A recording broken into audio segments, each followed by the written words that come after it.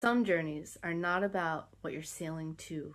They're about what you're finally letting yourself walk away from. August 15th, 1620, the Mayflower set sail from Southampton, England. 102 people aboard, bound for a world they'd never seen. They were separatists, a group who had broken away from the Church of England entirely, which was dangerous enough to get you jailed. They had already fled once to Leiden, Holland, looking for the freedom to worship their way. But life there was hard, low wages, and a fear their kids were losing their English identity, assimilating into Dutch culture.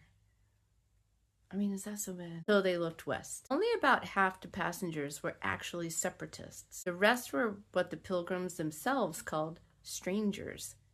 Tradesmen, servants, and families recruited by the ship's investors purely for the labor and the skills the colony would need to survive. This mixed, uneasy group is exactly why they had drafted the Mayflower Compact before landing. A basic agreement to govern themselves fairly, since half the ship hadn't signed up for anyone's religious mission. They didn't leave alone at first. There were two ships, the Mayflower and her sister ship, the Speedwell. The Speedwell leaked so badly twice that she had to turn back. Some historians think that her crew had deliberately oversaturated the sails to force the turn back. They had signed on for 1 year and were dreading a longer commitment. Some passengers gave up right there. The Mayflower went on alone, overcrowded with people meant for both ships, and by the time she left Plymouth, England for good, she was 6 weeks behind schedule. The crossing itself took 66 days. Rough, cramped.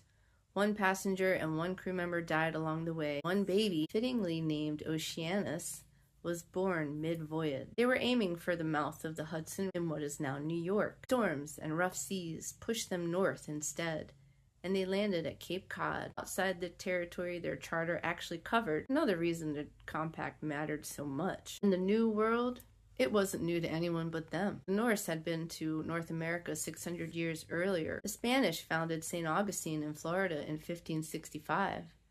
55 years before the Mayflower ever left port. Jamestown, Virginia had already been a working English colony for 13 years. Fishermen and traders had been crossing to New England's coast for decades, and some of those fishermen had already made contact, sometimes violent, with the Wampanoag and other coastal nations living there. That contact is actually how Squanto, who'd later helped the Pilgrims survive, ended up speaking English at all. He had been kidnapped by an earlier English expedition years before. The Pilgrims weren't discovering anything. They were arriving late to a story already in progress. That first winter nearly ended the entire colony before it started. Roughly half the passengers died before that spring. The card for this one is the Eight of Cups. Picture this image: a figure walking away at night from a stack of cups, leaving something behind unfinished to search for what actually feels whole. That's the Pilgrims exactly. They weren't running toward a blank map. They were walking away from something that couldn't hold them anymore. A faith, a home, a version of belonging that kept falling short, even when the walk meant crossing an ocean in a ship that wasn't built for it, arriving somewhere they never planned to land. The Eight of Cups doesn't promise a new place will be easy. It just says some journeys aren't about what you're sailing to. They're about what you finally let yourself walk away from. Surround yourself with the courage to leave what isn't working, Moonflowers.